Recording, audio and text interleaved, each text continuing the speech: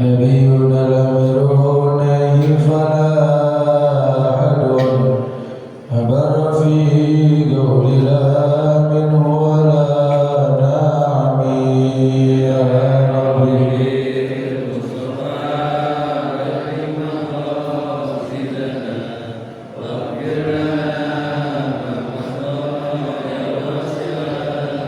فمبلغ العلم فيه أنه بشر وأنه خير خلق الله كلهم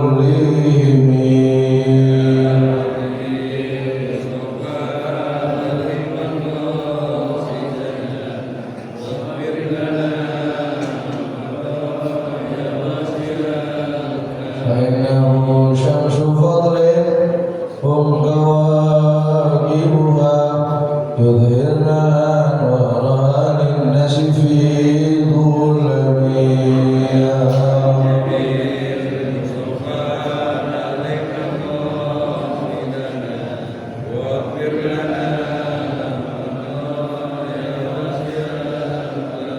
هو الحبيب الذي ترجى شفاعته لكل حول من الأحوال مقتحم يا ربي مصطفى بلغ مقاصدنا واغفر لنا ما مضى يا واسع الكرم اللهم صل وسلم وبارك عليه وعلى آله الفاتحة لحضرة النبي محمد صلى الله عليه وسلم وأزواجه وذريته وأهل بيته الكرام وأصحاب رسول الله خصوصا سيدنا مهدي خليفة الله صلى الله عليه وسلم خصوصا سيدنا خير البلاء بالمكان والعباس صلى الله عليه وسلم خصوصا الملائكة المقربين لكتيب بالمكان اسمه في المكان كرتبة المدير وعلى سبيل رسول الله معي سيدنا أبو بكر الصديق وعمر الخطاب وعلى سيدنا أبو طالب رضي الله عنهم سيدنا لهم الفاتحة.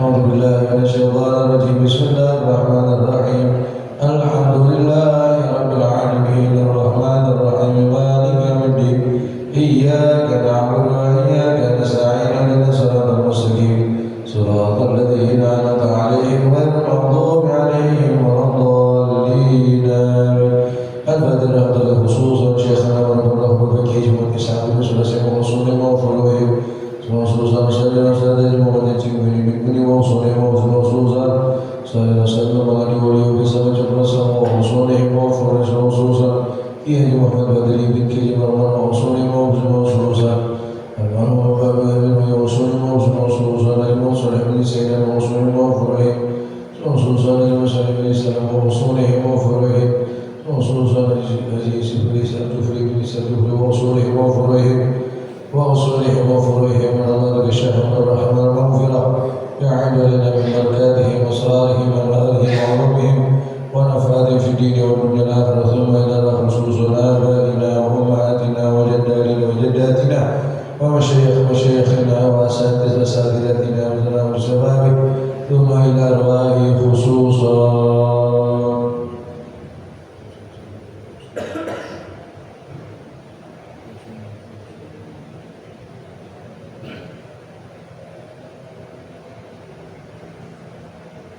وأصولهم وفروعهم من الله الشرف والرحمة والمغفرة يعيد لنا من بركاتهم وأسرارهم وأموالهم وعلومهم ونفعات في دين الآخرة سبحان الله لهم الفاتحة. أعوذ بالله من الشيطان الرجيم بسم الله الرحمن الرحيم الحمد لله رب العالمين الرحمن الرحيم مالك يوم الدين إياك نعبد وإياك نستعين اهدنا الصراط المستقيم صراط الذين أنعمت عليهم غير المغضوب عليهم ولا الضالين آمين. الحمد لله رب العالمين والعاقبة للمتقين ولا عدوان إلا على الظالمين أشهد أن لا إله إلا الله وأشهد أن محمدا عبده ورسوله المبعوث رحمة للعالمين. اللهم فصل وسلم وكرم وعظم على سيدنا ومولانا محمد صلاة تملأ خزائن الله نورا وتكون لنا وللمؤمنين فرجا وفرحا وسرورا وعلى آله وصحبه وسلم تسليما كثيرا. katsira amma ba'd. Para jemaah sekalian, Bapak Ibu sekalian, pada hari ini insyaallah kajian subuh akan diisi oleh guru kita Al-Mukarram Bapak Dr. Dasar Boyni Zudi. Alhamdulillah beliau telah berada di tengah-tengah kita. Mudah-mudahan ilmu yang disampaikannya nanti dapat bermanfaat untuk kita dan kita dapat berpartisipasi dalam kehidupan ini. Untuk guru kami Al-Mukarram Bapak Ustaz Dr. Dasar Boyni Zudi, waktu dan tempat kami persilakan. Fa'alaihi falyatafaddal mashkura. Shallu ala Muhammad.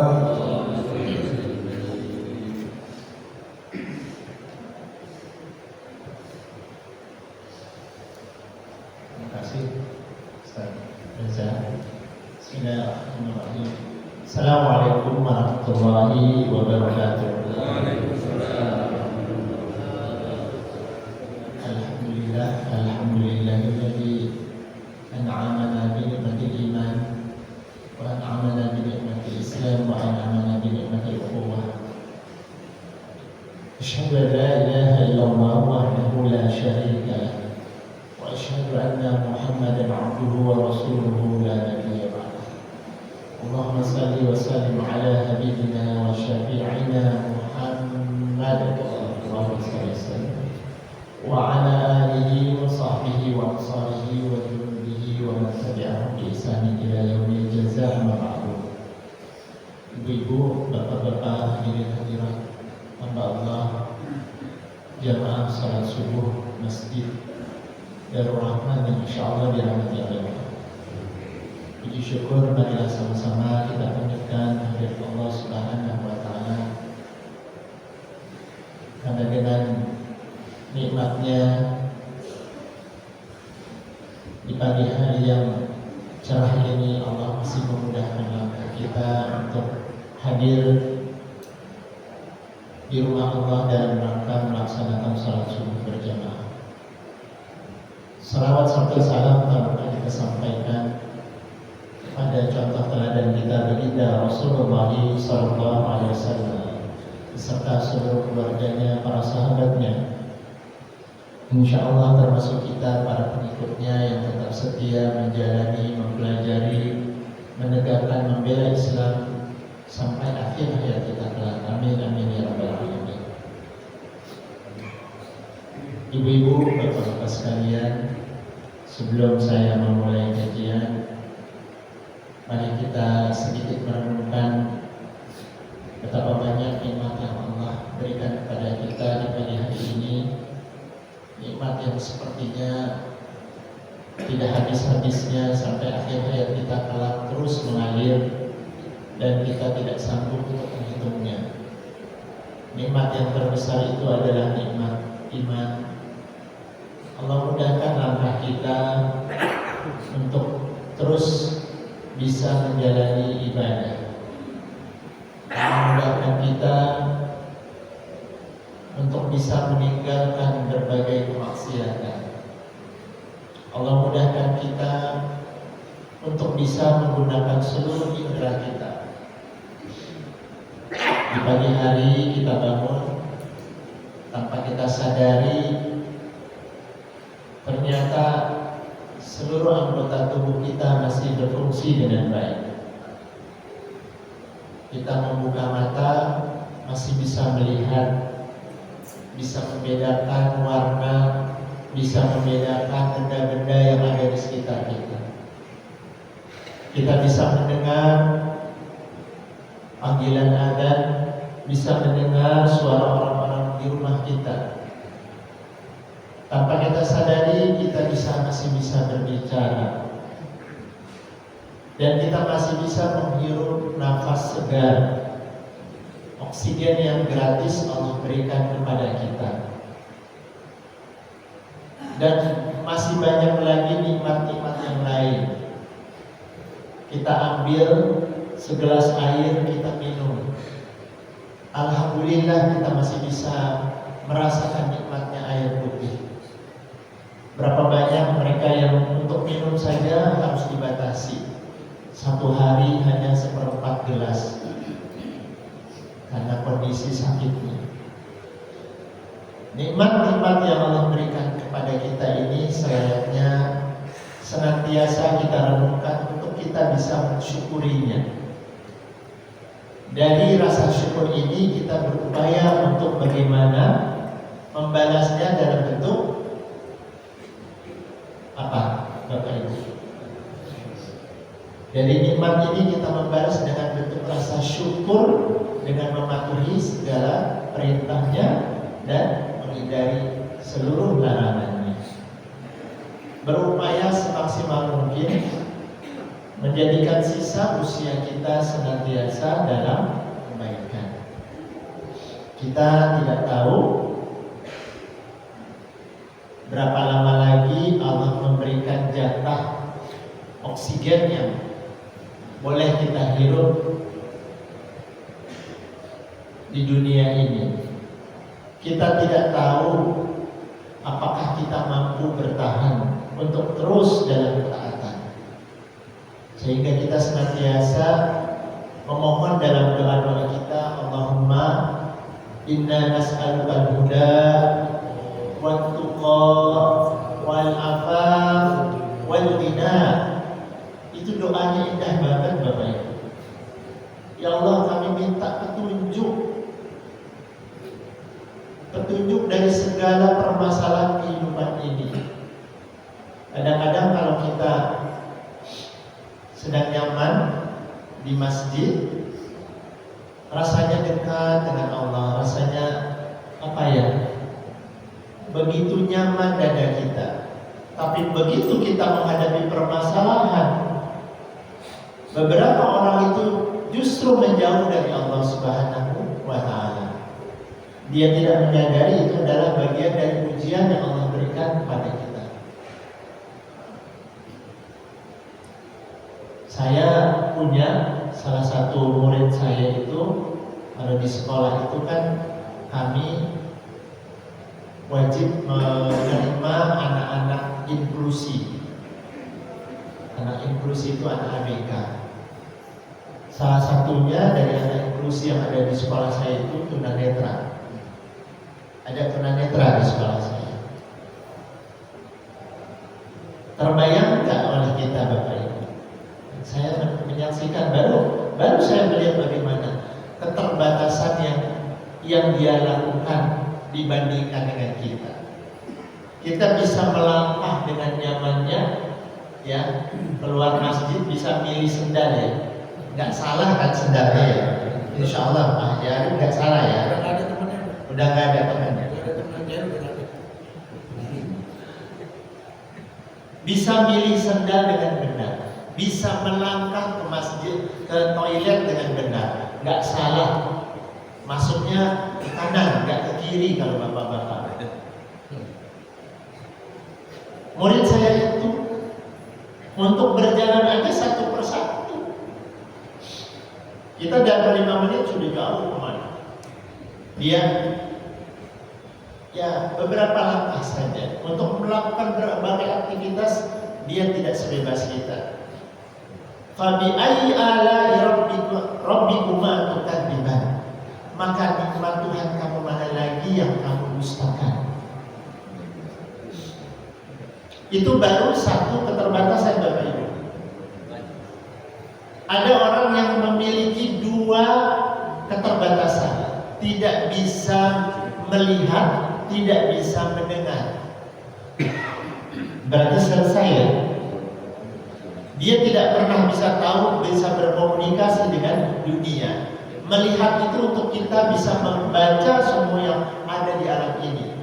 Mendengar itu untuk bisa mendengar apa yang disampaikan oleh orang lain. Kalau ada 2 tunaganda, ada Bapak Ibu, tunaganda itu tidak bisa melihat, tidak bisa mendengar. Maka sampai akhir hayatnya dia tidak pernah mengenal orang tuanya. Mendengar pun tidak, melihat tidak. Bagaimana dia berkomunikasi? Masya Allah. Betapa beratnya ujian yang Allah berikan kepada orang tersebut. Apa yang bisa kita lakukan berangkat dari ini? Maka selayaknya apa?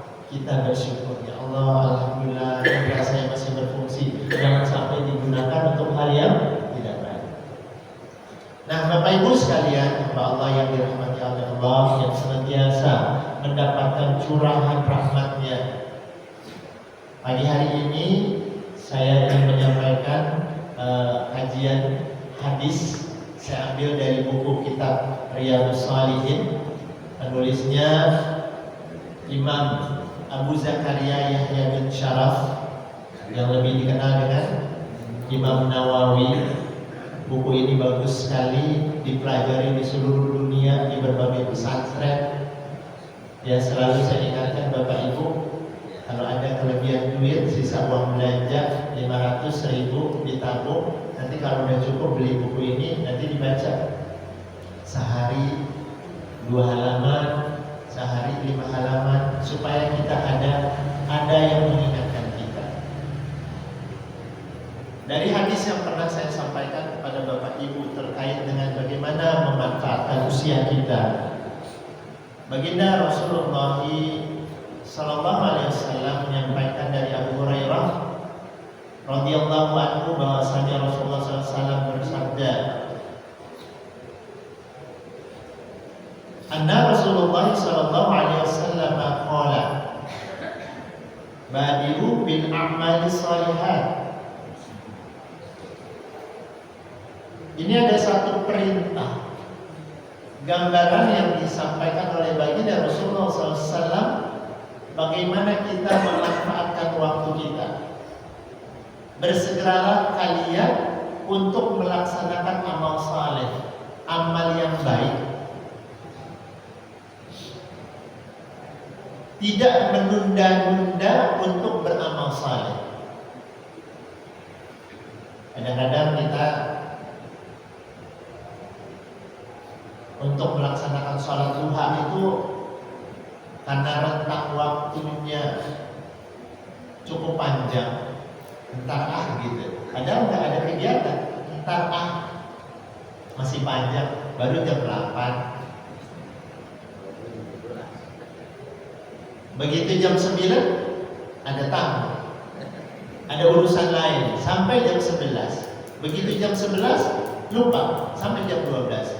Pas azan zuhur baru sadar, ya Allah belum sholat duha.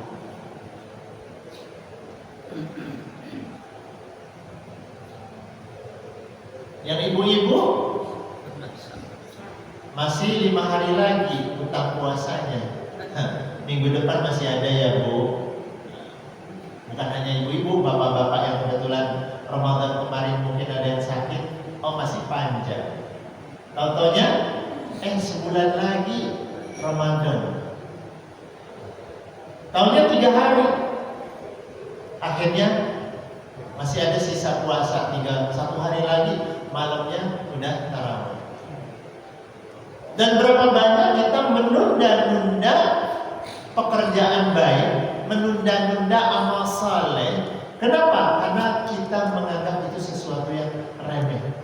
Nanti kita akan bahas Bapak Ibu betapa berharganya waktu kita untuk sedikit saja beramal saleh.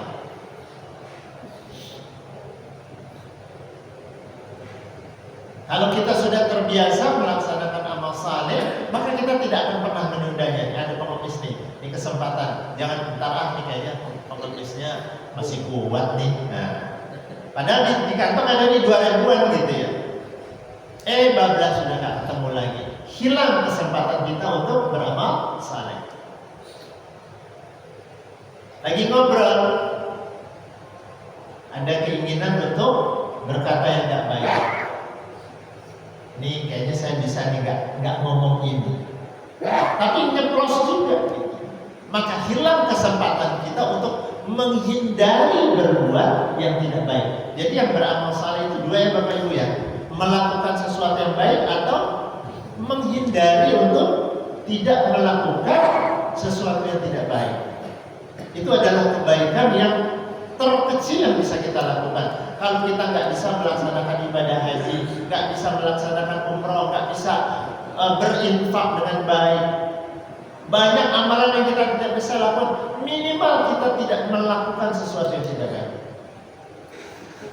Badiru bil a'mali shalihat, bersegera untuk melaksanakan amal saleh. Kata Rasulullah SAW, "Fasatakunu fitan."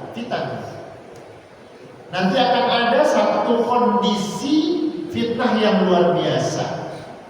Kaqita'il lailil muslim, seperti malam yang gelap gulita. Kenapa disebut malam gelap gulita? Fitnahnya luar biasa sekali. Makanya kalau kita ada di sini, di masjid ini, subuh ini satu bentuk kenikmatan yang luar biasa. Bisa melaksanakan salat subuh di masjid, Masya Allah. Masih terpanggil hati kita untuk datang ke masjid, itu satu kenikmatan yang besar.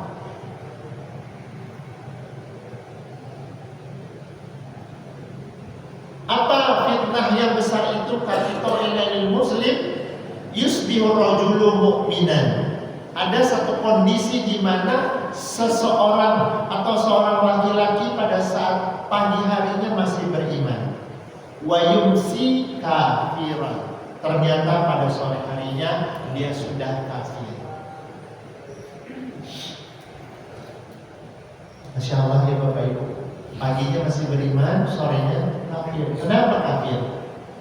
Dia melakukan tindakan-tindakan kemaksiatan yang Masya Allah menjadikan dia jauh dari Allah Subhanahu wa Ta'ala.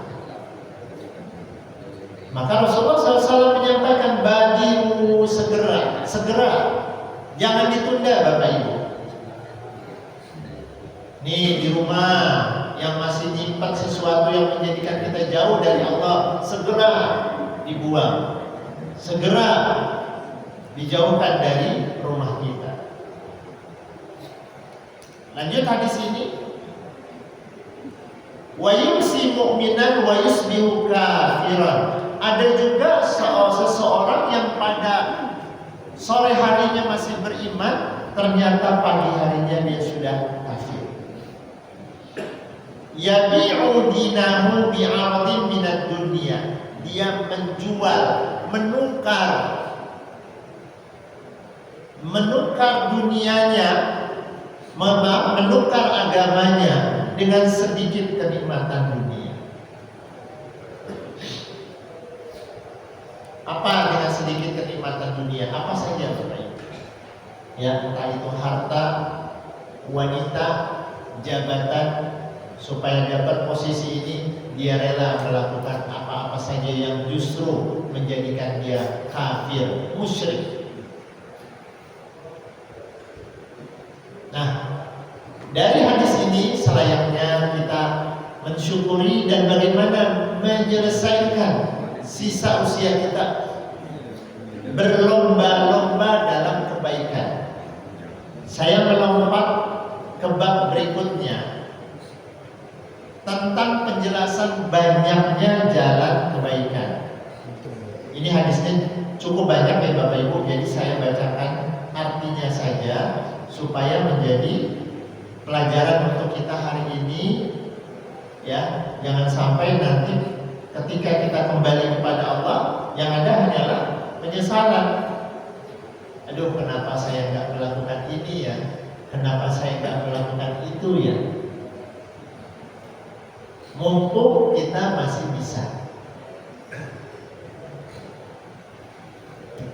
Qala Allah Ta'ala fi kitabil karim, wa ma taf'alu min khairin fa innallaha bihi alim. Kata Allah Subhanahu wa Ta'ala, kebaikan apapun yang kamu sekalian kerjakan, maka sesungguhnya Allah pasti mengetahuinya. Mulai dari kita menjaga lisan Bapak Ibu, ya, yang selalu saya katakan, ayo kita jaga lisan kita. Sekarang lisannya ada berapa Bapak Ibu? Ada 2. Dulu lisannya cuma mulut. Dari mulut ini bisa menyakiti orang. Dari mulut ini akan menuai, menjerebakkan kita ke neraka. Sekarang yang banyak kita gunakan mulutnya adalah apa? Jempol. Ini jempol ini akan jadi saksi nanti. Dia akan berbicara. Ya, saya digunakan untuk bagaimana mengeser ini dan itu yang tidak jelas manfaatnya. bahkan lebih banyak mudaratnya. Dari jari ini kita menghina orang, dari jari ini kita menjadikan orang tersakiti. Maka bagaimana kita menjaga ini? Ya, Allah mengetahui semua sekecil apapun yang kita lakukan. Dan itu tercatat Bapak Ibu yang pernah saya bahas di dalam surat Al-Kahfi ayat ke-49. Saya lanjutkan di ayat yang lain. Faman ya'mal mithqala dzarratin khairan yarah. Barang siapa yang berbuat kebaikan walaupun hanya sebesar atom, niscaya ia akan melihat balasannya.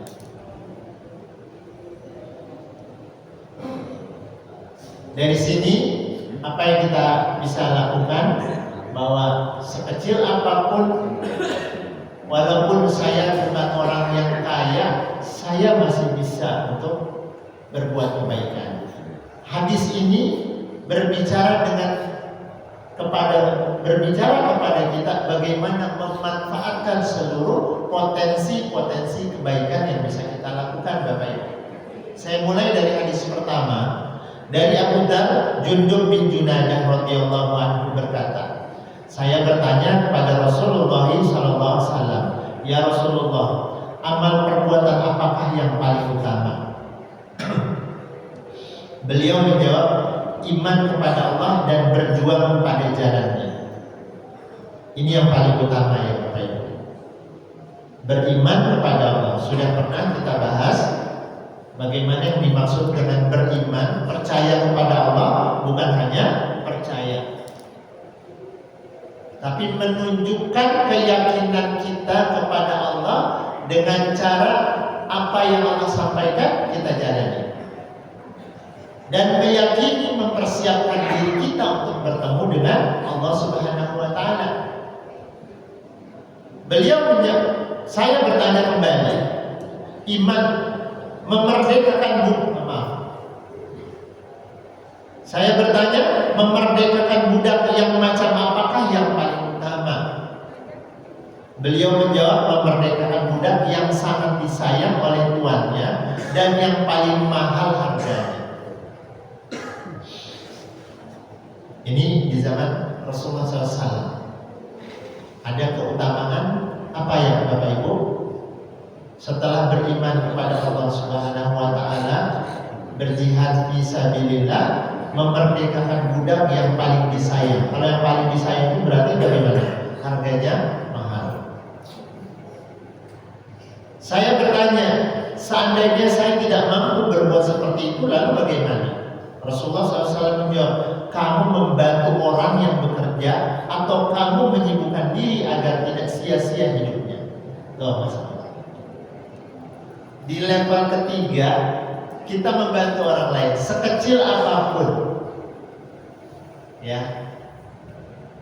bapak-bapak pada satu kali nggak sengaja melihat ada tukang bakso lagi dorong gerobaknya kesusahan. Wah, bukan diambil baksonya.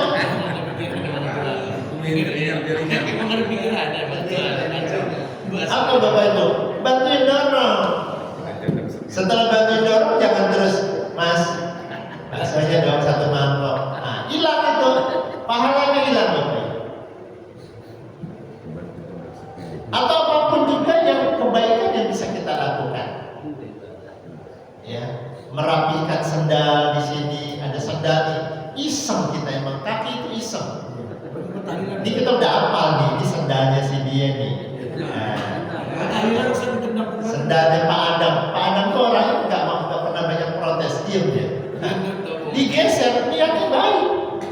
Menurut versi dia, bisa digeser aja 5 posisi yang sebelah. Itu sudah menjadikan orang yang punya sendal itu kesulitan. Nilalanya pas digeser ketendang orang, semakin jauh, maka dosa yang kita lakukan semakin bertambah.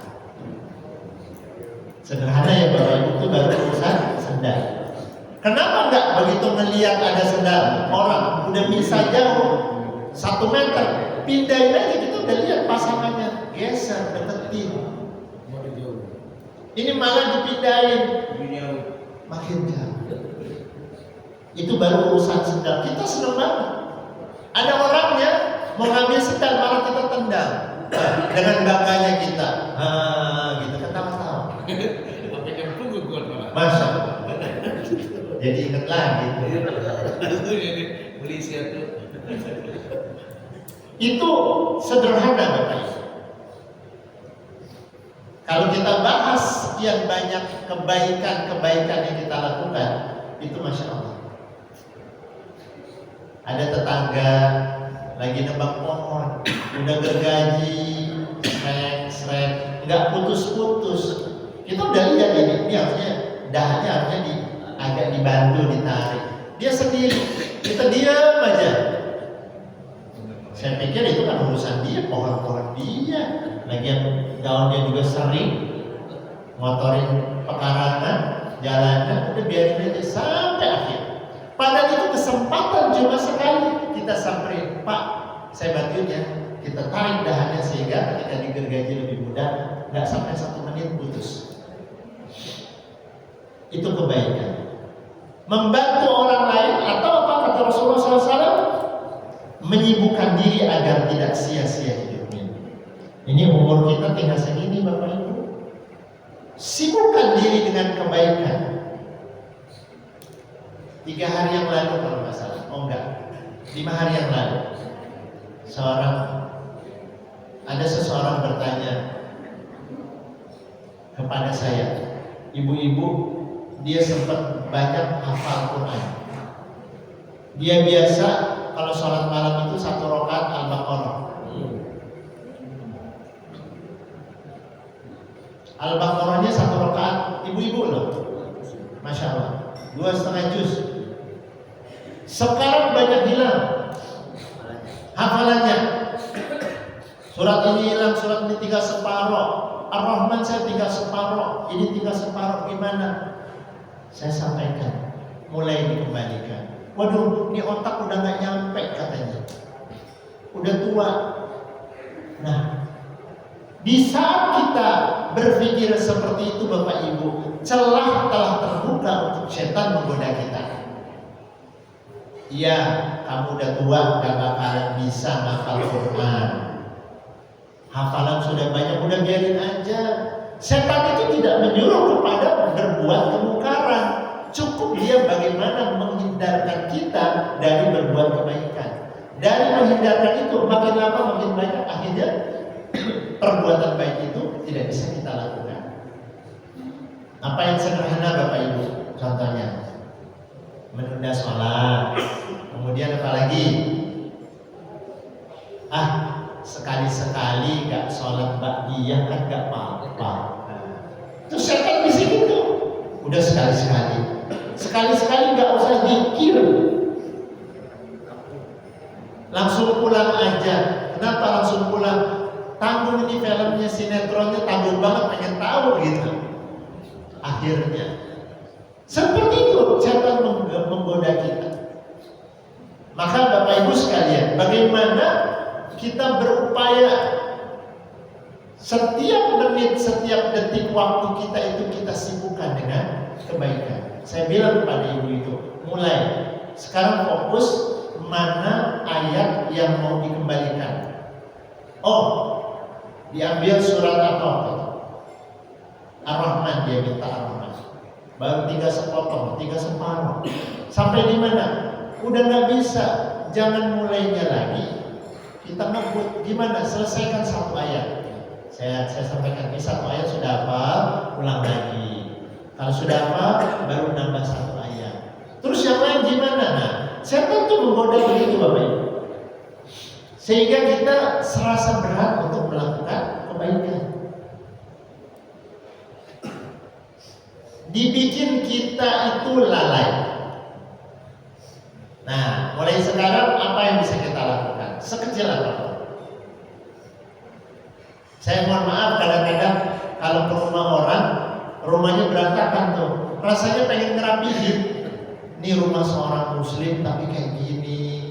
Ini kan bisa dibuang, ini bisa di ini. Tapi saya menahan diri, ya Allah ini bukan rumah saya.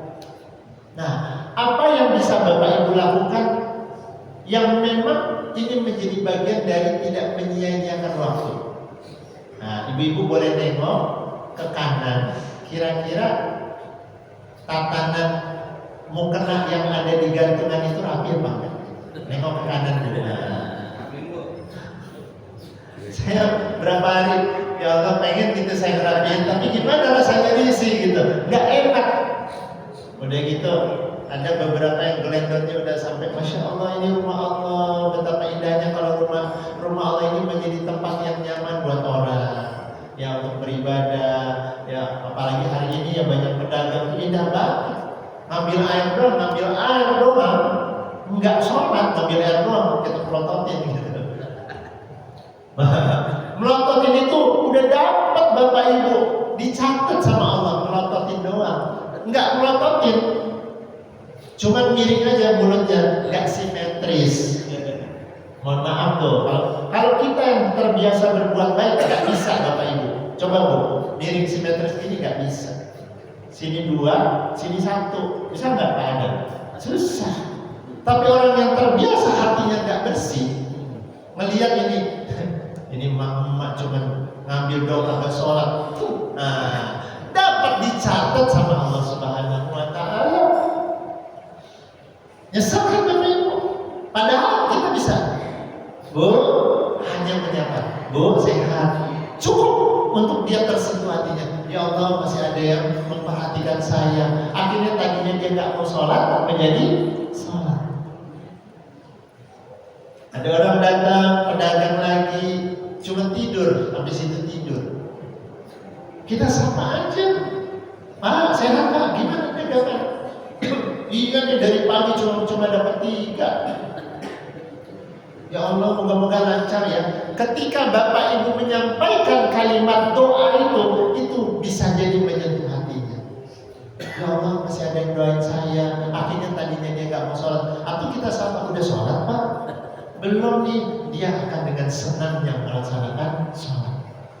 Indahnya ketika kita mengucapkan kata-kata yang baik. Ketimbang gini Bu, Pak, ini bukan tempat tidur Pak. Mentang-mentang badannya gede gitu kan, ada kan badannya gede gitu. Yang tidur sini, gitu. Padahal yang tadinya dia mau sholat, gara-gara kita mengucapkan kata yang kurang nyaman, akhirnya dia gak jadi sholat. Masya Allah. Ini yang coba kita belajar ya Bapak Ibu. Harus belajar menata mulut untuk bagaimana senantiasa berkata yang baik. Menyapa, ya kalau ibu-ibu menyapa ibu-ibu, jangan bapak-bapak. Yang Ustaz Reza ada pedagang nih, wah bening nih ya. Yang di bening disapa, yang tua kagak disapa. Yang disapa bapak-bapak aja, ya Pak Haji Martian ya. Pak, gimana dagangan lancar? Alhamdulillah. Moga-moga habis ya Pak sampai siang. Jangan terus. Kita senang banget kagak laris. Kita senang. Dalam hati rasain loh. Ya Allah. Balikin kepada kita kalau kita dagang. Gimana? Kan pengen habis. Belajar Bu, belajar Bapak Ibu untuk bagaimana caranya senantiasa mulut ini mengeluarkan kalimat-kalimat doa. Doa itu nggak mesti doa minta kepada Allah. Mendoakan orang lain saudara kita juga itu adalah bagian dari kebaikan. Nah, di sini maksudnya Bapak Ibu. Kalau kita tidak bisa yang level 1, mungkin berat level 2, terus berikutnya memerdekakan budak nggak bisa, apa kita nolong orang lain?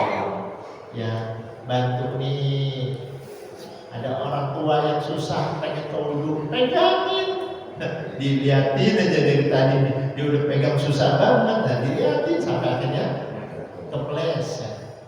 Padahal kalau kita pegangin selesai dia dapat.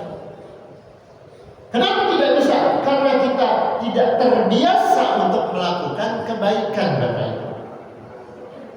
Yuk kita coba ya, mulai hari ini apa yang bisa kita lakukan? Yang terkecil dulu, misalnya apa? Misalnya apa ya, Bapak Ibu? Terkecil pagi ini yang sekarang bisa kita lakukan. Nah, ada yang ngasih makan, minum, ucapkan terima kasih.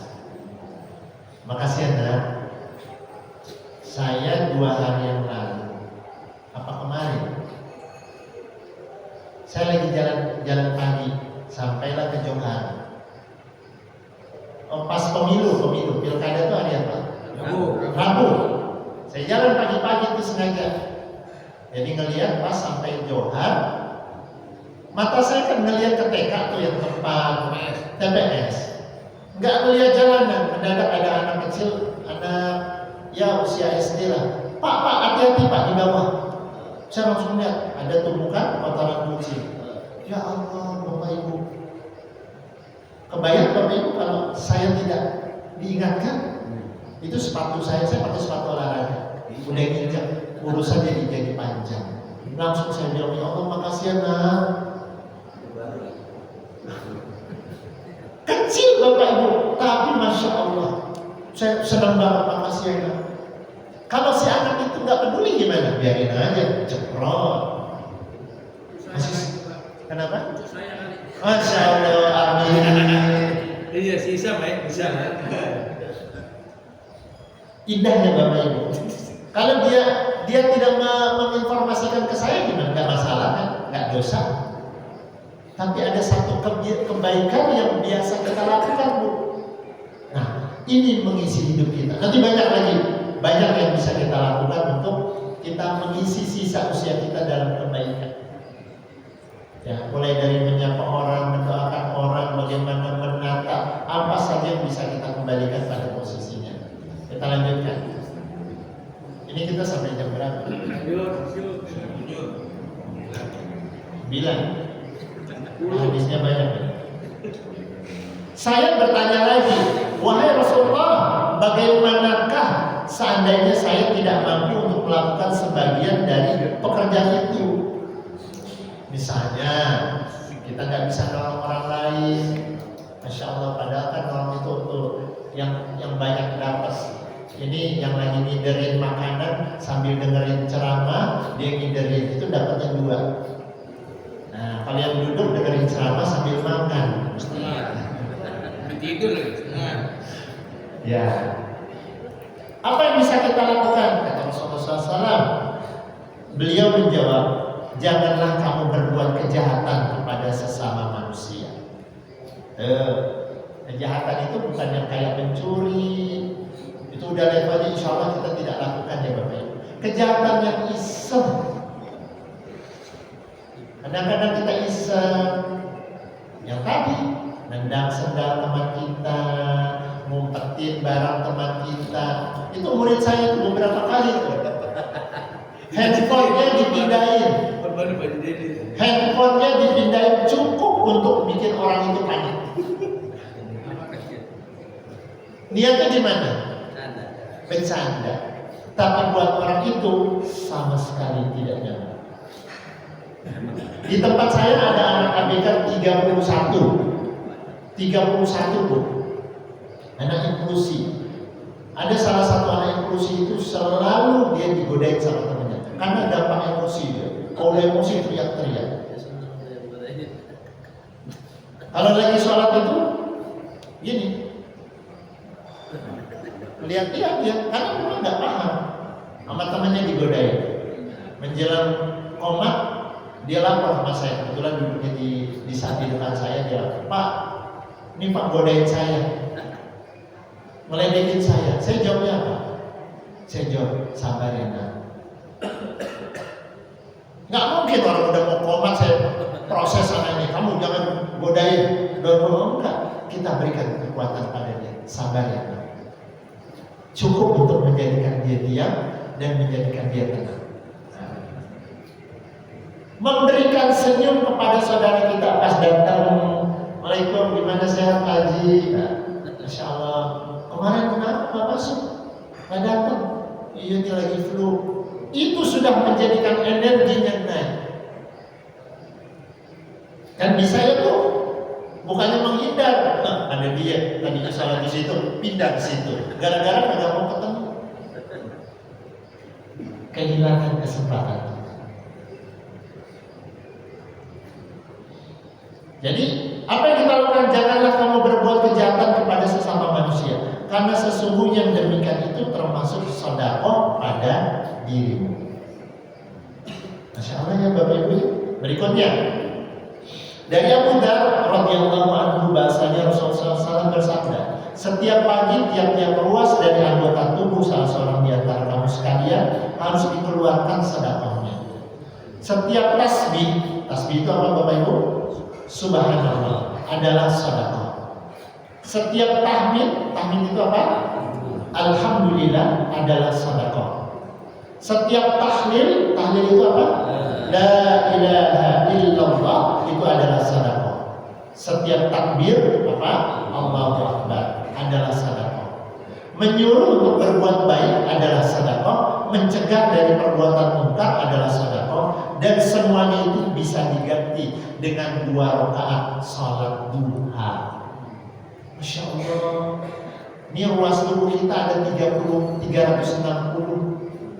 dan dia punya hak untuk diinfakkan, mendapatkan sedekah. Dengan cara apa? 2 rakaat salat duha.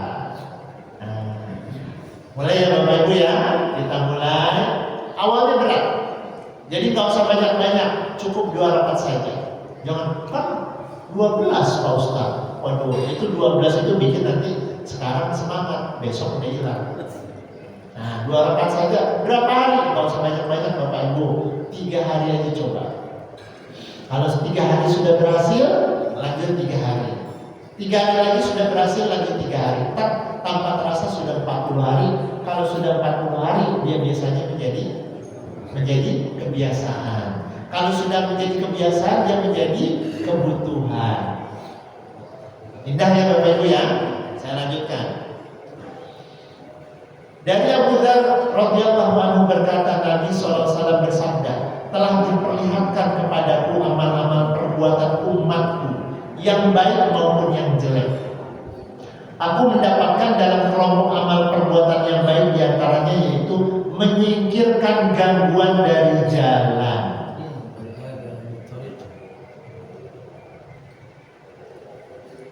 Ada dahan ranting, kan bisa kita lagi jalan minggirin aja bisa. Cukup untuk bisa menjadikan orang mudah. Tapi karena tidak terbiasa kita biarin aja.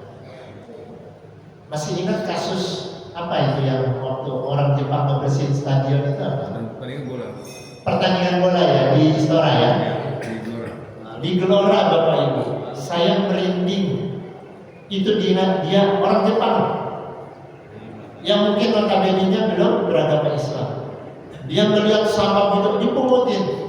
Apa komentar salah satu orang Indonesia? Itu kayak kurang kerjaan. Betapa malunya bangsa ini Bapak Ibu, ada orang tamu kita membersihkan rumah kita malah diledek. Mestinya kan kita lakukan gerakan, dia begitu membersihkan langsung kita ikut bersihkan sama-sama, terbiasa. Saya menyaksikan beberapa video itu, banyak orang-orang dari luar negeri itu datang ke Indonesia hanya untuk membersihkan sungai yang ada, bahkan hutan itu diambil itu sampah-sampah. Nah, kebaikan yang berikutnya apa? Mulai kita menata, nggak buang sampah sembarangan. Berat nggak Bapak Ibu? Oh berat banget, kalau biasa lempar doang, untung rokok kan, gitu kan. Belum terbiasa kita. Maka dari hadis ini kelompok amal perbuatan yang baik antaranya yaitu menyingkirkan gangguan jalan, dan aku mendapatkan dalam kelompok amal perbuatan yang jelek diantaranya yaitu adanya, mohon maaf ini hadisnya, ingus yang dibiarkan di masjid tidak dibuang. Reak. Kita kan kadang-kadang ada orang yang wudu ya Bu. Nah itu dia mengeluarkan dahaknya, reaknya, itu biasanya nyangkut di tempat wudhu ya. Kebetulan orangnya nggak peduli, kita juga ikut nggak peduli. Nah, belajar sekarang, aduh kita siram. Sekecil apa? Lanjut.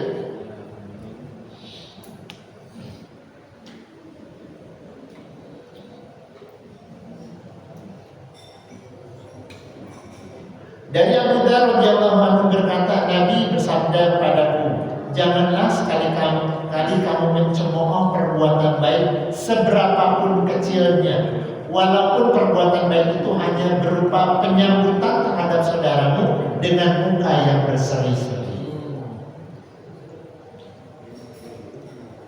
Kalau selesai sholat atau pas salaman, jangan gini dong Bapak Ibu,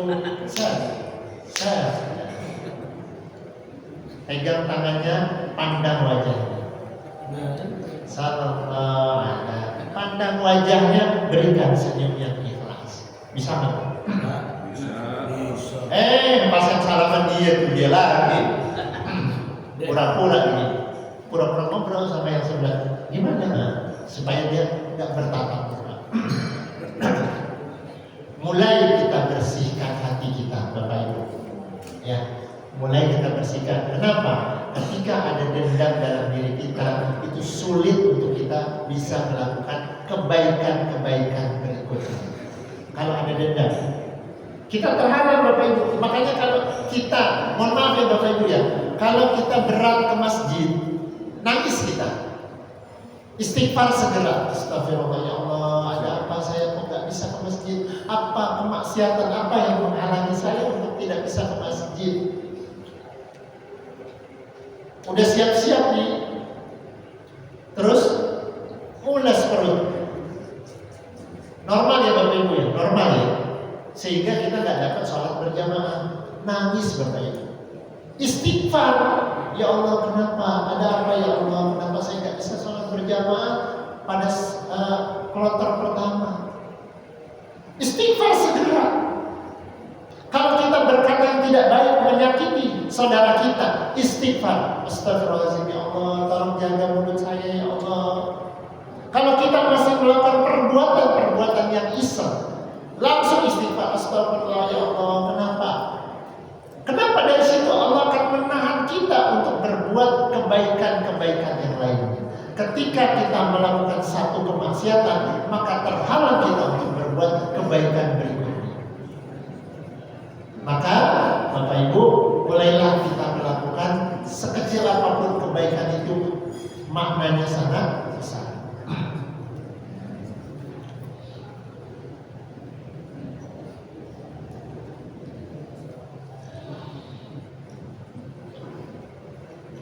Dari Abu Hurairah radhiyallahu anhu dari Nabi SAW bersabda, barang siapa yang pergi ke masjid baik pagi maupun petang, maka Allah menyediakan hidangan surga baginya sepanjang pagi maupun petang.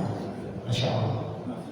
Maka kita berlomba-lomba sekarang, ya, seberat apapun kita upayakan bisa ke masjid, kecuali dalam kondisi sakit.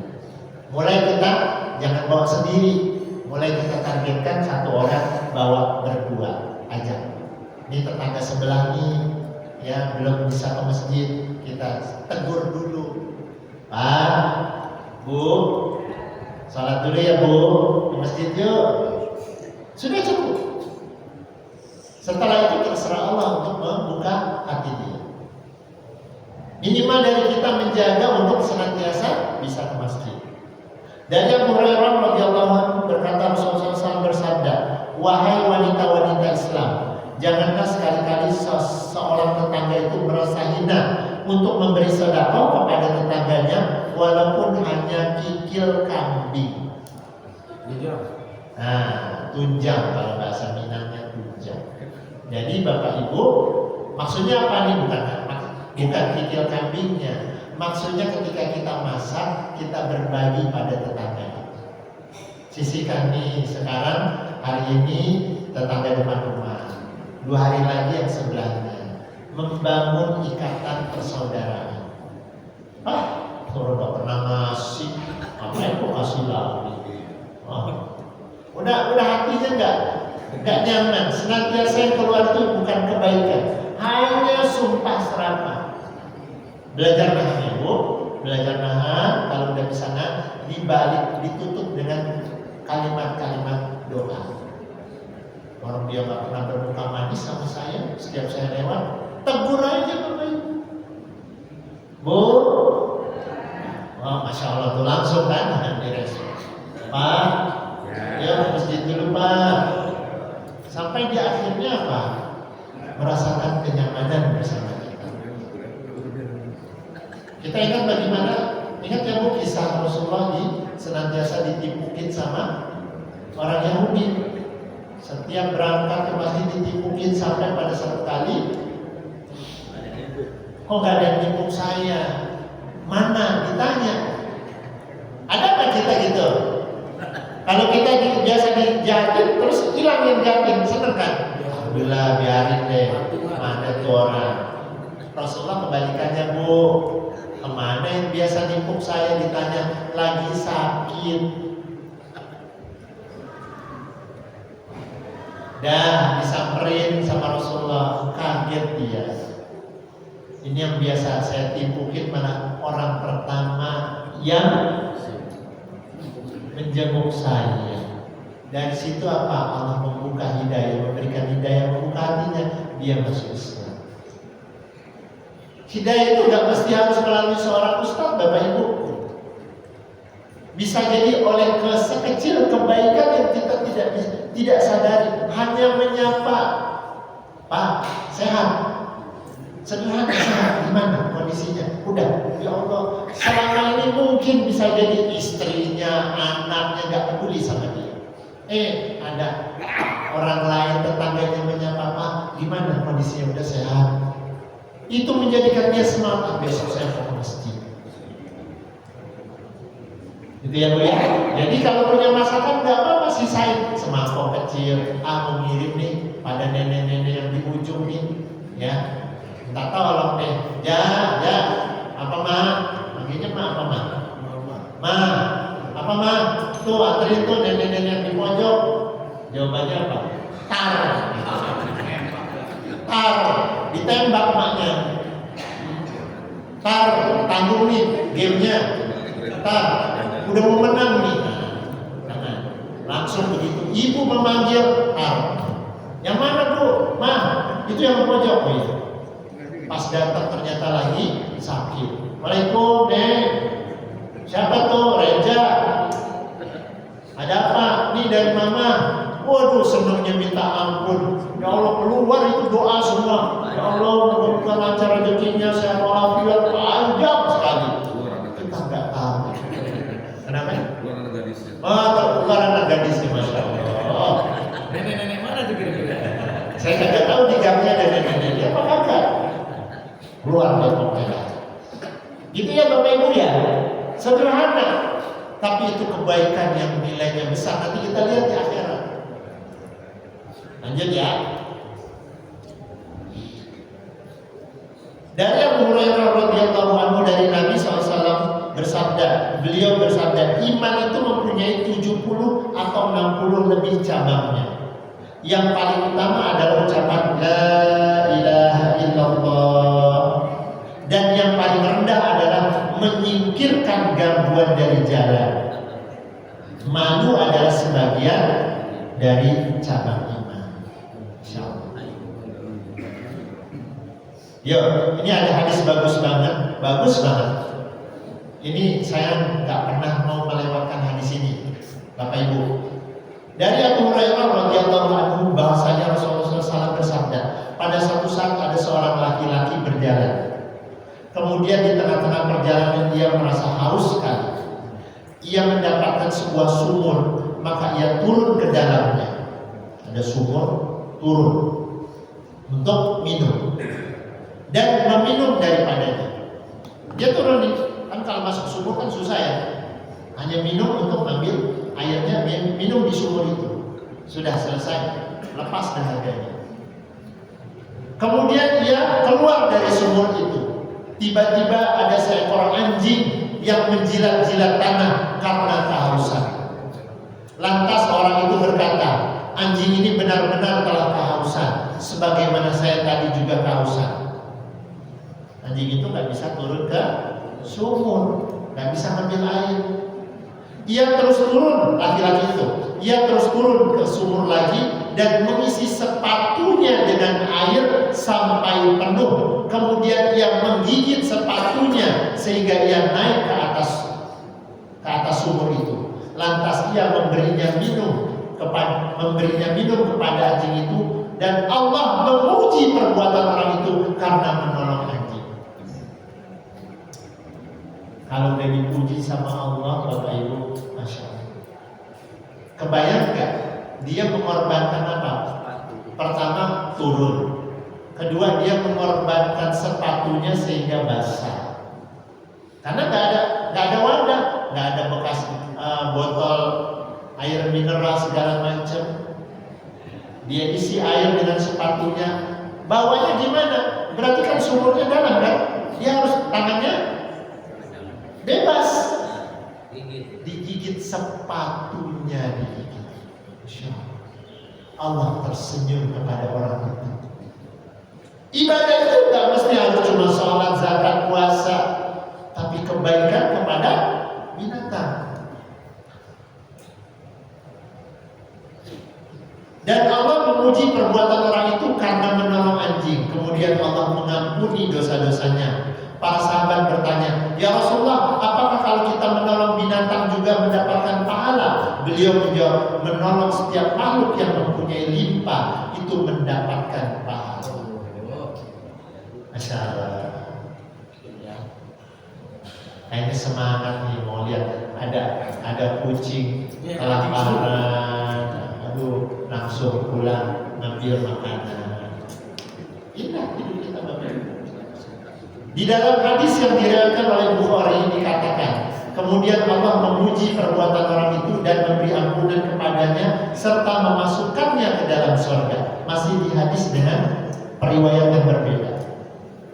Dan di dalam hadis yang diriwayatkan oleh Bukhari dan Muslim yang lain dikatakan, pada satu saat ada seekor anjing yang berputar-putar di sekeliling sumur yang hampir mati karena kehausan. Kemudian ada seorang penjahat dari Bani Israel yang melihat anjing itu, lantas ia melepas sepatunya dan mengambilkan air untuk anjing itu. Lantas ia meminumkannya kepada anjing itu, maka diampunilah dosa-dosa orang itu lantaran perbuatannya.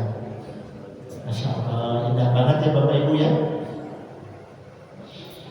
Dari Abu Hurairah radhiyallahu anhu dari Nabi SAW, beliau bersabda, saya melihat ada seseorang yang bersenang-senang di dalam sorga karena ia memotong dahan yang berada di atas jalan di mana dahan itu mengganggu kaum muslimin.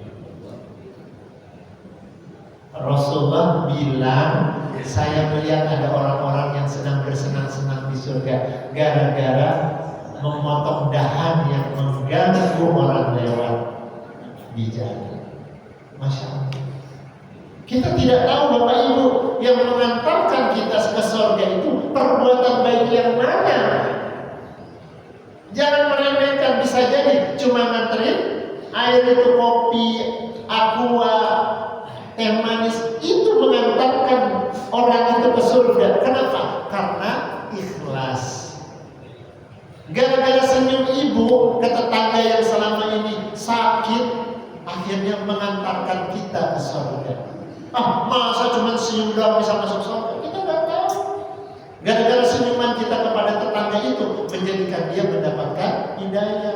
Mungkin selama ini suaminya nggak pernah senyum pada dia, anak-anaknya nggak peduli pada dia. Ada tetangga senyum. Bu, gimana kondisinya Bu? Iya nak, sudah susah. Ini jalannya susah. Doain nenek ya nak. Kita doain, langsung dia sholat. Kita nggak tahu.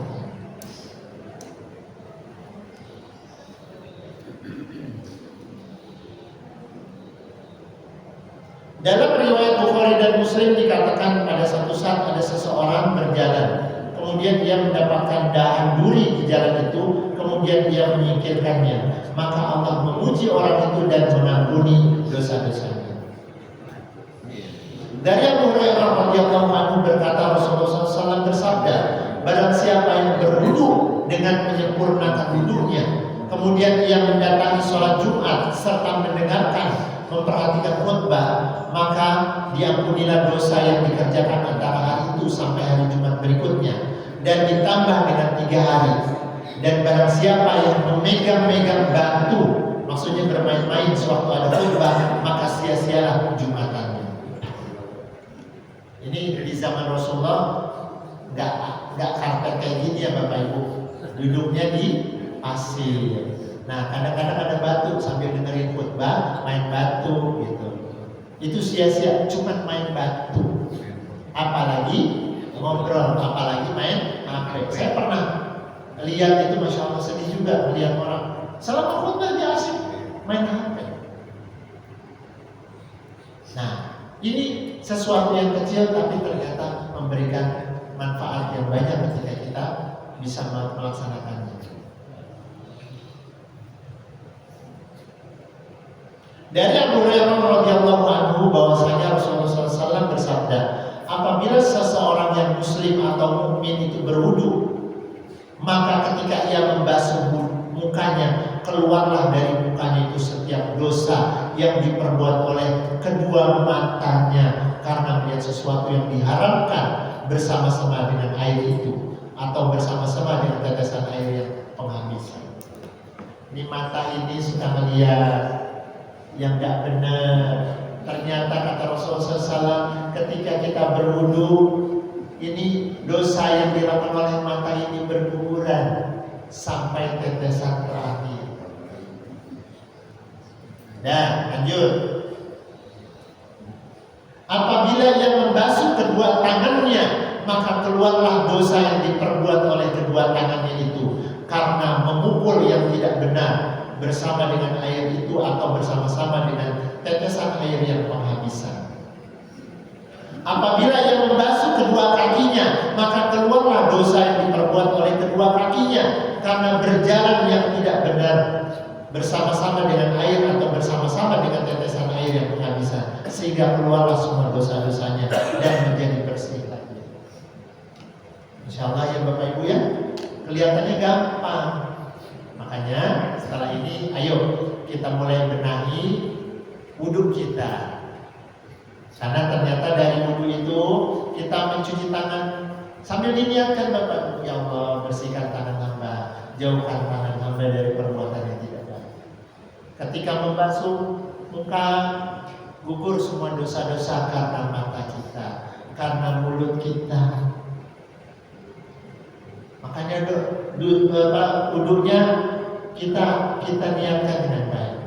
Ketika kita membasuh tangan kita, berguguran dosa yang dilakukan oleh tangan kita karena iseng. Ketika kita membasuh kaki kita, berguguran dosa yang dilakukan oleh kaki kita. Emang kaki bisa dosa? Ya itu tadi nendang sendal orang. Lebih parah lagi dosa ketika datang ke tempat maksiat.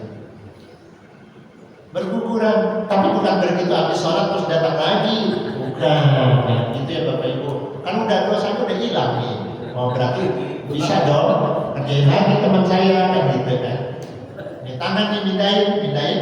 Nah, dosa kan? Ntar kan ditutup sama wudhu. Enggak begitu. Bagaimana kita menghindari segala sesuatu yang menjadikan potensi dosa?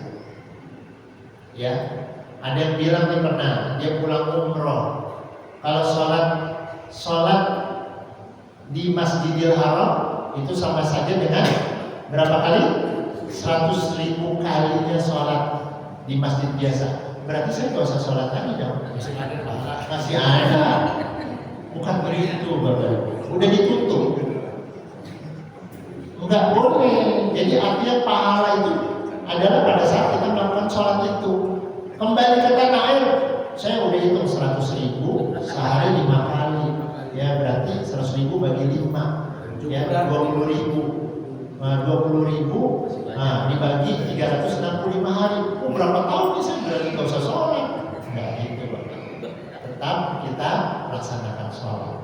Jadi bukan berarti setelah tangan, muka kita, kaki kita dihapuskan dosa, kemudian kita melakukan dosa lagi, tidak. Ini kesempatan kita untuk berlomba-lomba melakukan kebaikan. Dikit lagi ya, sampai syuruknya jam berapa? Suruh kita berapa Pak Haji? Jam berapa Haji? Ini hadisnya saya tuntaskan ya, nggak apa-apa ya Bapak Ibu ya, lumayan banyak. Ada beberapa yang saya lompat karena berulang. Dari Abu Hurairah radhiyallahu anhu dari Rasulullah SAW bersabda, salat wajib yang 5 dan salat Jumat yang 1 ke salat yang Jumat berikutnya, serta puasa pada bulan Ramadan yang 1 ke puasa pada bulan Ramadan berikutnya menjadi penebus atas dosa-dosa yang dikerjakan antara kesemuanya itu selama dosa-dosa besar dijauhinya. Jadi kita dijauhkan ya antara sholat ke sholat berikutnya. Itu kita dijauhkan. Jadi sebenarnya Bapak Ibu, ketika kita dijauhkan dari perbuatan dosa, itu adalah sebuah kenikmatan yang Allah berikan kepada kita. Kita ditahan untuk pergi ke satu tempat. Ya Bu, kita ditahan nih, udah pengen berangkat nih, kita ditahan. Waduh, jadi batal nih pergi ke sini. Bisa jadi Allah menjaga kita karena di situ kita akan melakukan perbuatan maksiat. Saya kan kalau nggak salah pernah cerita ya, tahun 2001 kalau nggak salah, atau 2003, saya lolos seleksi pelatihan guru-guru tingkat internasional di Hawaii.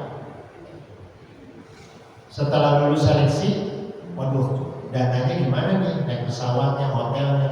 Saya ajukan ke Pemda, dikabulkan. Udah tinggal berangkat, saya kena sakit Bu, sakit tipes.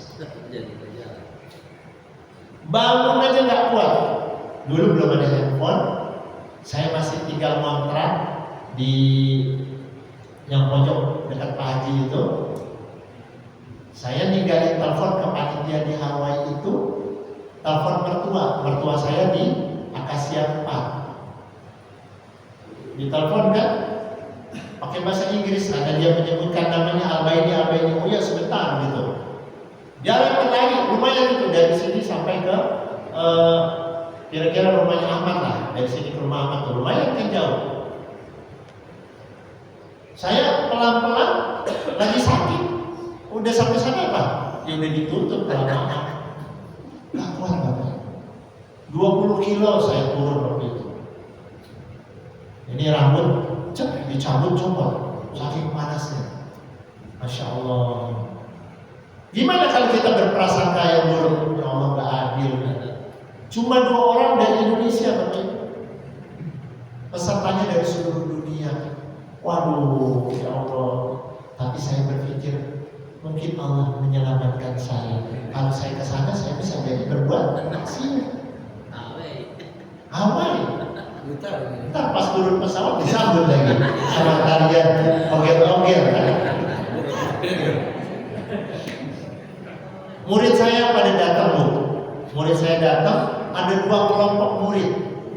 Murid yang pertama memberikan semangat. Berangkat Pak, sehat sampai sore sehat. Bagaimana mau berangkat badan kamu segini? Murid yang satu bilang gini, sabar Pak, insya Allah akan diganti sama Allah. Dua-duanya benar, tapi gak sanggup saya. Akhirnya saya kirim email aja harus ke warnet. Nitip ke teman, tolong kirimin email, saya sakit. Sudah Bapak Ibu, selesai saya sakit. Seminggu saya sembuh, saya ditelepon dari dinas. Pak Abaidi minggu depan siap-siap berangkat ke Beijing. Waktu itu musim salju. Masya Allah Bapak. Langsung dibalas sama Allah. Walaupun keberangkatan dan tema kegiatannya beda. Waktu di Hawaii itu kegiatannya pelatihan. Benar-benar pelatihan. Nah, kalau kita berprasangka baik, kita senantiasa Allah ingin menyelamatkan kita. Tapi ketika kita terhindar dari melakukan perbuatan baik, kita istighfar Bapak Ibu. Ketika hari ini saya nggak bisa sholat subuh, nangis kita, ya Allah, ada apa sehingga saya tidak bisa ke masjid? ampuni hamba ya Allah, dekatkan hamba. Bukannya terus biasa aja, nggak subuh, kan saya tadi jelas, nggak apa-apa dong kalau mulai. Bukan gitu Bapak Ibu. Apa yang menghalangi saya? Ketika saya hari ini tidak bisa membaca Al-Quran, apa yang menghalangi saya sehingga tidak bisa membaca Al-Quran? Tadi pagi saya berkata kotor. Ada dosa yang menghalangi orang itu sehingga dia terhalang dari perbuatan baik. Masya Allah Bapak Ibu. Lanjut ya.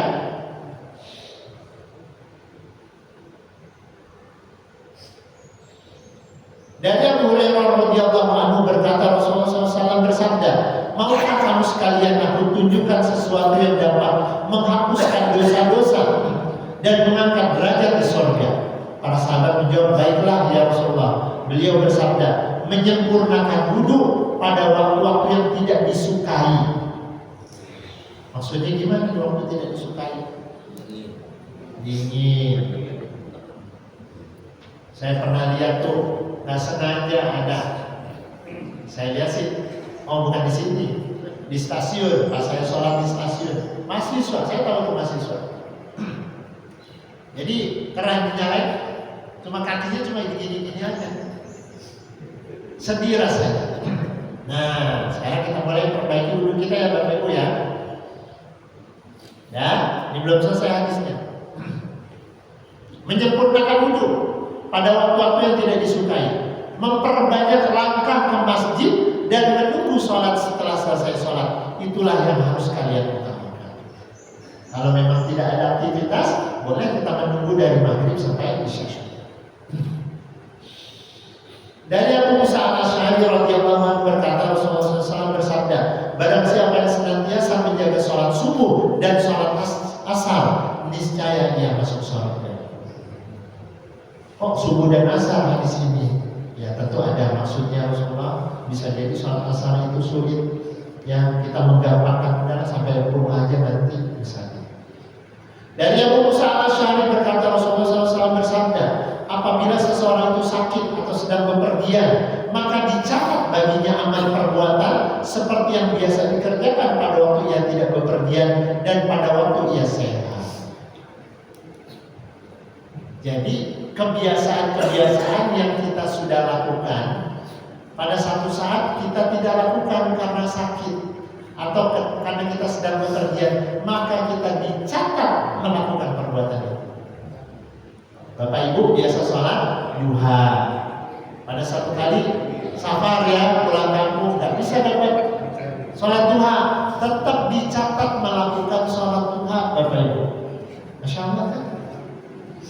Dan mungkin perbuatan-perbuatan lain, biasa sholat puasa Senin Kamis, pada satu kali sakit karena rutin, ya sudah Allah catat dia melakukan saum Senin Kamis. Sedikit lagi ya Bapak Ibu.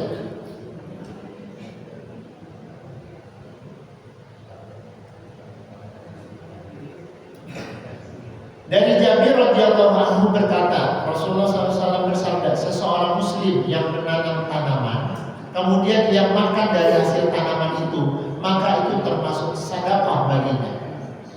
Dan apapun yang diambil orang, dicuri dari tanaman itu, maka itu termasuk sedekah baginya. Dicuri, ibu bapak nih punya tanaman apa di rumah, sedang berbuah, belimbing yang sering ya, belimbing atau jambu. Delima diambil oleh orang. Waduh, udah saya jaga-jaga banget, kesal gitu. Ternyata itu sedekah Bapak. Istri saya kan menanam tanaman bunga. Maklum ibu-ibu ya, senang kembang. Lagi berbunga-bunganya mawar. Patah sama anak-anak biasa. Wah marah-marah. Saya bilang, kalau mau ditaruh di pinggir jalan, sudah itu diniatkan sedekah. Orang senang melihat tanaman kan senang. Kita menanam tanaman kan, wah pas berbunga, kita senang. Yang senang siapa lagi Bapak Ibu? Orang yang lewat, tetangga menikmati. Aduh, kembangnya cakep banget. Itu sedekah Bapak Ibu. dicabut sama anak-anak, nggak apa-apa. Serta bila hasil tanaman itu diambil orang, maka itu juga termasuk sedekah. Dalam riwayat yang lain dikatakan seseorang muslim yang menanam tanaman, kemudian hasil tanaman itu dimakan oleh manusia, binatang maupun burung, maka itu merupakan sedekah sampai hari kiamat. Masya Allah. Ibu-ibu punya mangga nih, totalnya bolong, dimakan jodoh, sedekah Bapak Ibu. Ya. Dalam riwayat yang lain dikatakan pula seorang muslim yang menanam tanaman atau menabur benih, kemudian hasil tanamannya itu dimakan oleh manusia, binatang maupun sesuatu yang lain, maka itu merupakan sedekah baginya. Ya.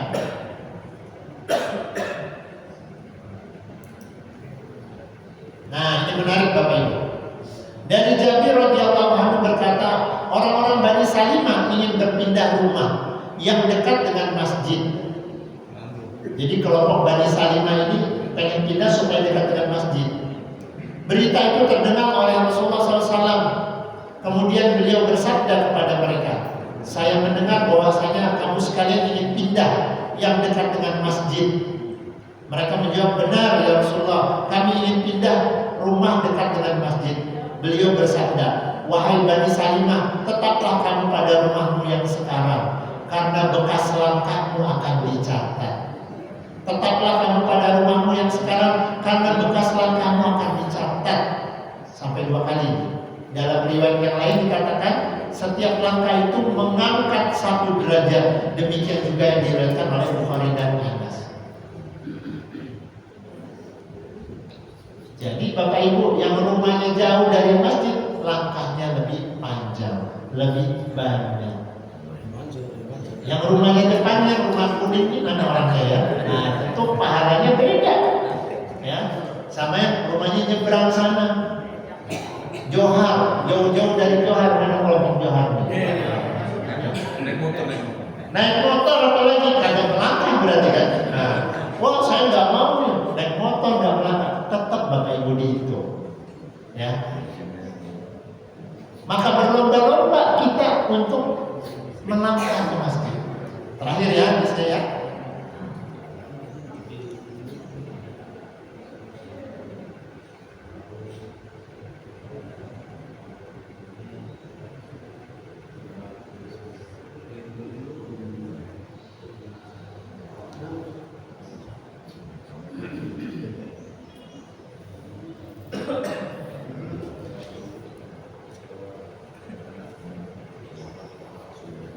Ya.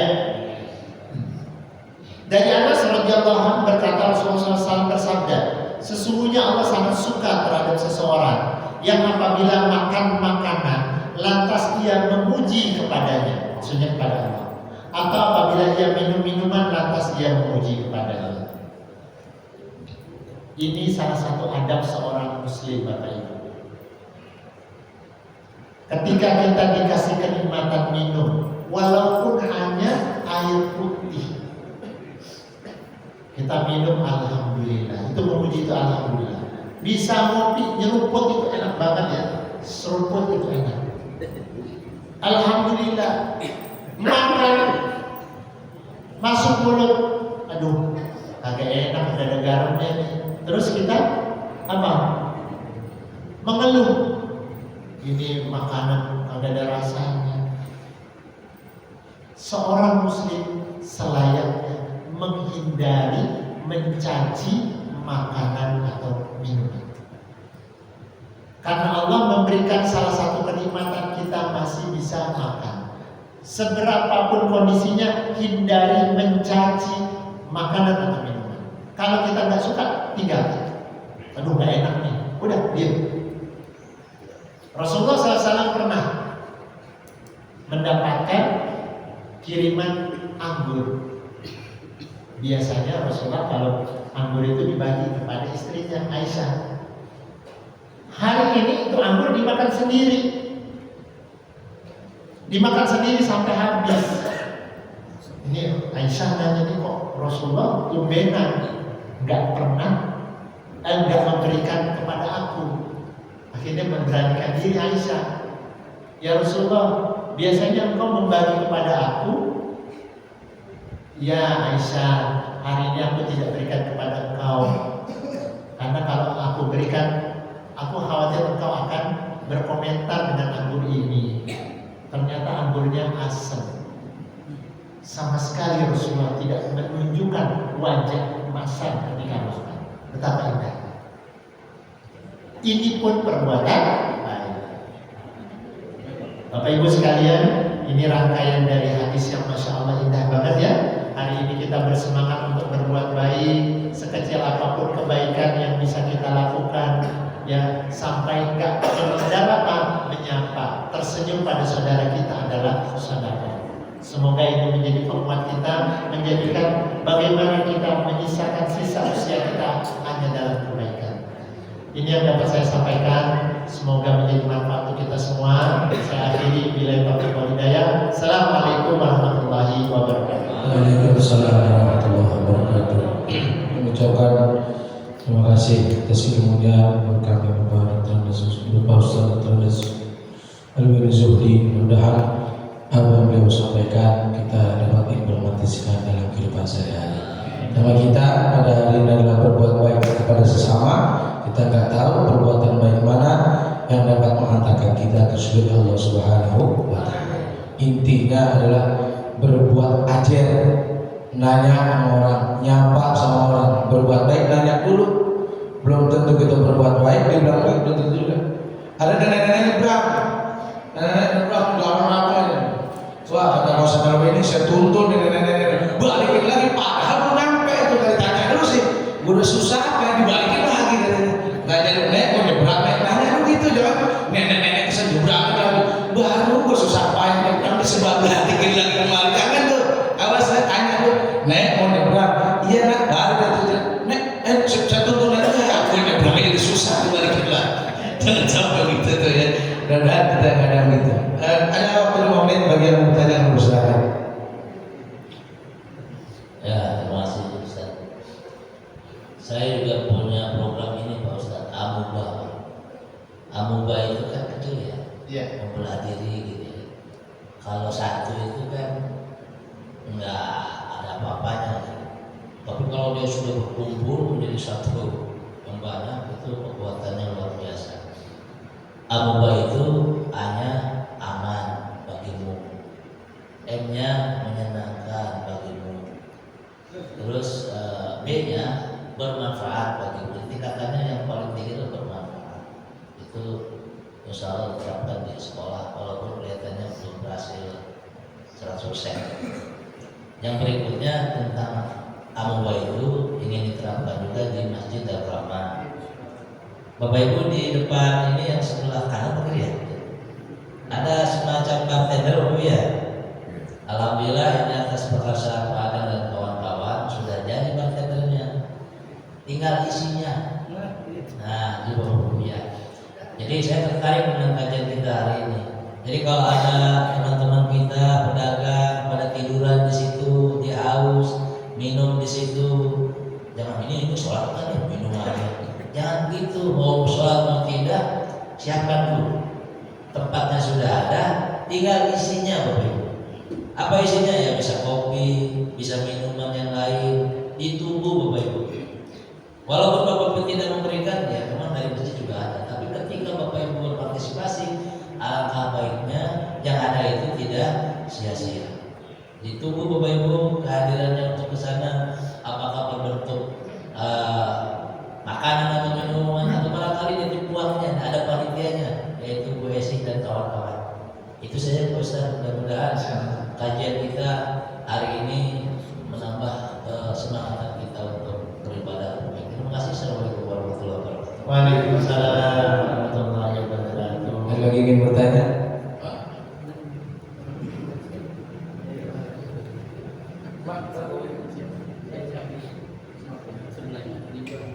Bismillahirrahmanirrahim. Assalamualaikum warahmatullahi wabarakatuh. Waalaikumsalam. Ustaz, saya tertarik sekali ya, terhadap tadi ceramah tentang akhlak terhadap binatang. Ya, tadi anjing itu dibantuin itu bisa mengantar kita ke surga. Tapi sementara ini kalau kita di rumah itu suka lihat kecoa di mana-mana gitu ya. Jimmy pernah nyamperin kita, ini rasanya langsung kita membunuh gitu. Setiap lihat coba dibunuh. Ini kan membunuh makhluk Allah ini ya. Kita yang ceritanya dengan kita. Karena banyak sebenarnya kecewa, jadi kita membunuh yang kecil. Membunuh darah dingin. Yang kedua tentang itu mungkin orang ingin mencontoh Abu Hurairah tadi bapaknya kucing. Nah, ini di mana-mana orang bakar kucing di mana-mana. Jadi kucing itu berkembang dengan besar. Tapi itu sangat merugikan sekali karena dia akan membawa kotoran di mana-mana dan itu merupakan penyakit. Iya. Nah, itu bagaimana menurut Ustaz tentang kasus tersebut? Terima kasih. Iya. Terima kasih. Pertanyaannya bagus sekali. Ada dua pertanyaan. Yang pertama terkait hewan yang namanya kecoa.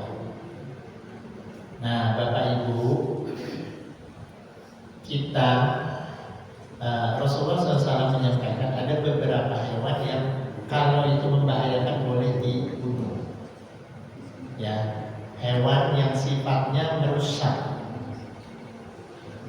Contohnya apa yang merusak? Ya, kecoa, lalat, rayap. Saking sayangnya sama rayap, udah biarin aja deh rumahnya. Salah juga. Ular, kalau ular ada di rumah, nggak boleh, biarin aja kan. Kalau mau nggak boleh, Bapak. Kalau masih bisa diusir, diusir. Kalau tidak bisa, boleh dibunuh. Jadi hewan-hewan yang membahayakan tidak apa-apa, bukan berarti itu dibiarkan saja. Ya, sayang binatang, misalnya nyamuk, wah gigit, udah puas, udah, enggak. Ya, jadi yang kira-kira bersifat hama, ya, Bapak Ibu punya sawah di kampung, lagi diambil serangga, biarin aja, kasihan gitu. Salah juga, enggak ya.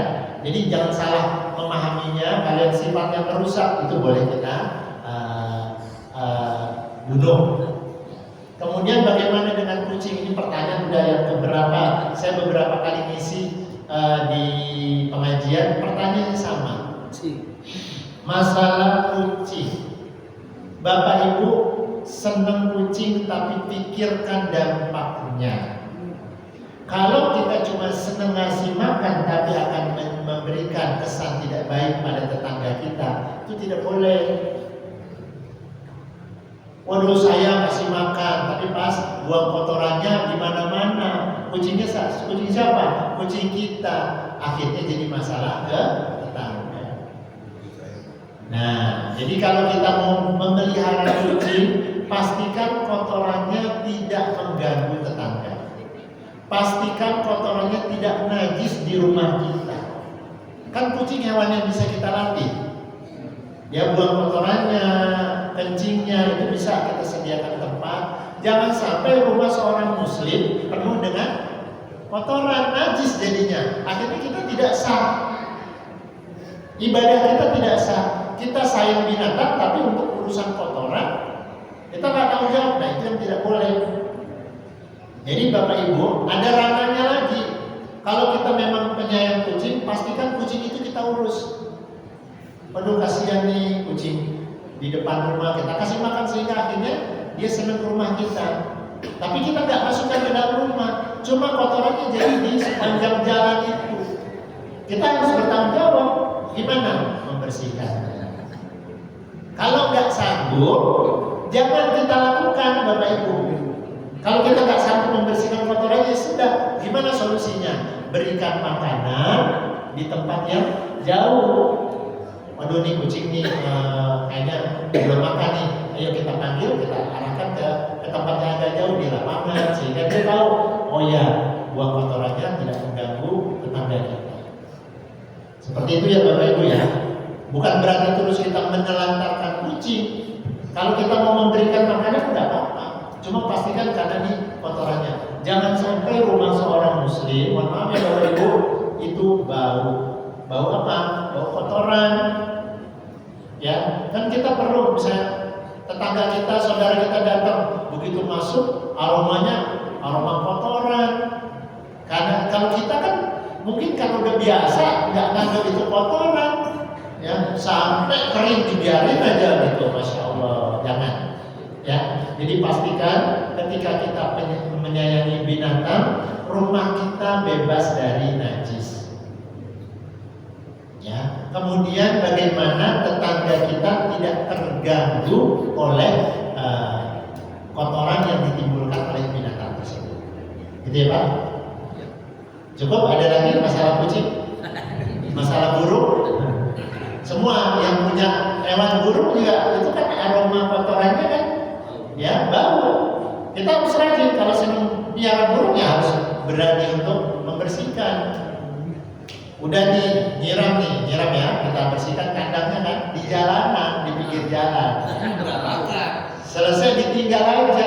Yang penting kandang saya bersih, tapi jalanan jadi kotor. Nah, kayak gitu Bapak Ibu. Bagaimana Islam mengajarkan kepada kita untuk bersih. Bersih itu bersih badan, bersih lingkungan termasuk sekitar kita. Jadi pastikan nih, oh ya, misalnya tanaman ini kayaknya sudah harus dipotong.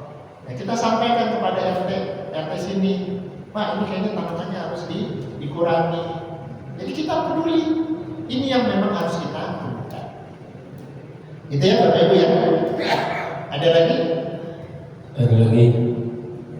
Kalau tidak kita cukupkan pada hari ini, mudah-mudahan apa yang kita sampaikan bermanfaat di dunia akhirat. Qala Rasulullah sallallahu alaihi wasallam, "Qul min qabli la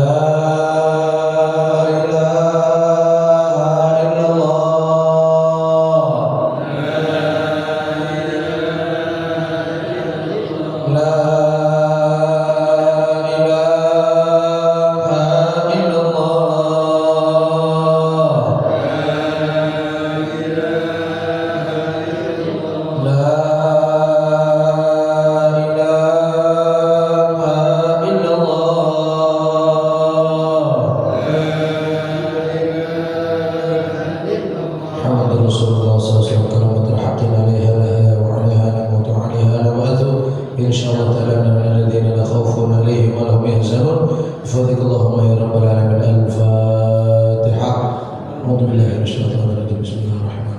bihamdika